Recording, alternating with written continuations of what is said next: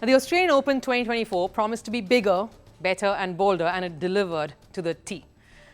We'll not beat around the bush. Let's talk about Jannik Sinner, clearly the talk of the town. Would you believe it? Australian Open, as in keeping with its long-standing tradition, has given us a new champion yet again. We sensed he had it in him to stop world number one in the semi-finals, which he did.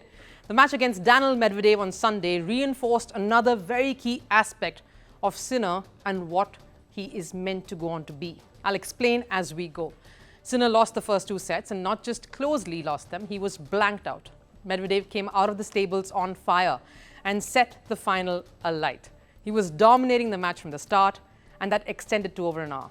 Picture this, it is your first Grand Slam final and you're down two sets, you're all of just 22 years, and standing in front of you is someone who's a Grand Slam champion. It isn't easy. He knows how to win the big matches. One more loose set and it's all over. And Sinner, for the first time in the tournament, showed signs of being a little confused, frustrated. He was indicating to his box that he didn't know what to do. Why though?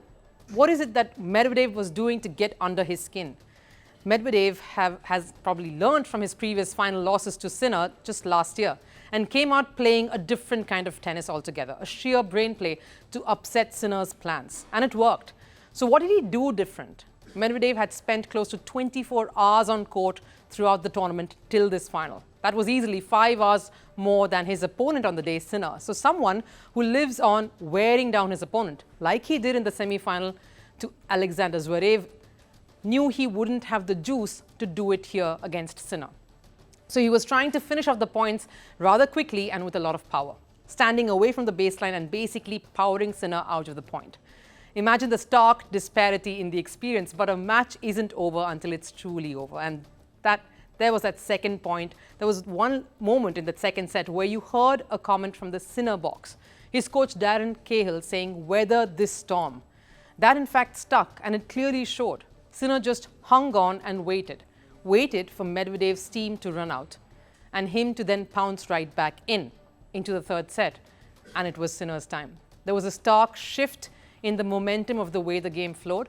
Medvedev's ground stroke speed slowed down. He visibly was looking tired. The restroom breaks, of course, again came in, signs of a desperate need to regain mental strength and focus. But Sinner was there. He was present. He was tuned in and ready to take charge. He just capitalized on it. Seeing Medvedev's agility falter, he began extending his points.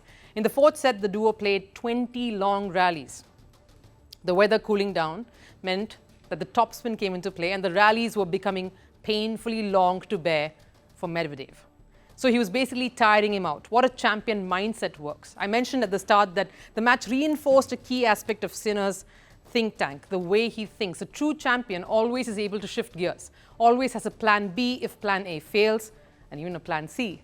That's what Sinner displayed. Given that Sinner is 22, this was something incredible. And from there on, it was Sinner's match to lose. He pocketed the third set, and then just as things went on, he glanced down with the stadium erupting and the thought of a fight back. And he was in this now. There was no looking back. The fourth came and went. This sort of turnaround only comes with experience and age. The match went down for about 4 hours. When he won the championship points, Sinner sunk to the ground. And when he was asked how did he spend first night as a slam champion, here's what he said.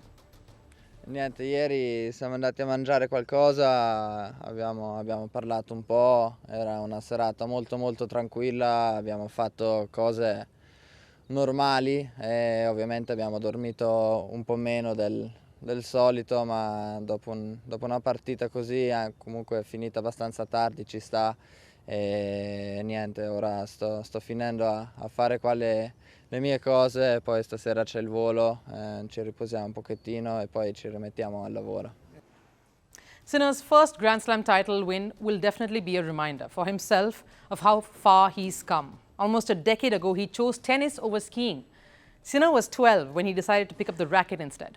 Since then, he has transformed and now belongs where he stood at the top of the podium with the winner's silverware in his hand.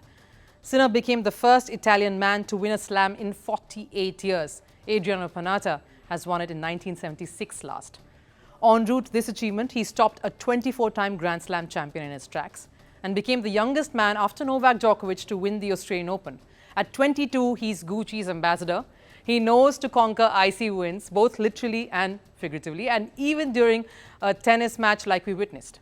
Sinner's improvement over the years needs to be attributed to his coaches, Darren Cahill and Simone Vagnozzi, who have turned him into what he is. For Daniil Medvedev, it was a cruel fate yet again, an exact repetition of the 2022 Australian Open final where he lost to Rafael Nadal despite taking an early two-set lead. He has lost a total of 5 Grand Slam finals that he's featured in. After losing to Jannik Sinner yesterday, Medvedev became the first player in the Open era to lose multiple Grand Slam finals from 2 sets up. It's heart-wrenching, but that's the beauty of sport. And even as he cracked a few jokes standing with the runners-up plate, we know Medvedev will be back. And the younger brigade, led by Jannik Sinner, will be waiting.